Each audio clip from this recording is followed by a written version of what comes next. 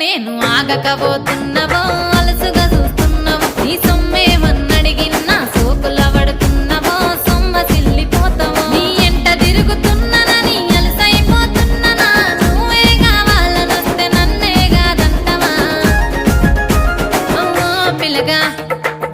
పిల్లగా యహో పిల్లగా ఎంకటేశు చూడకపోతుంటవో కానకపోతుంటవో నా పిల్లగా ఎంకటేశు చూడకపోతుంటవో కానకపోతుంటవో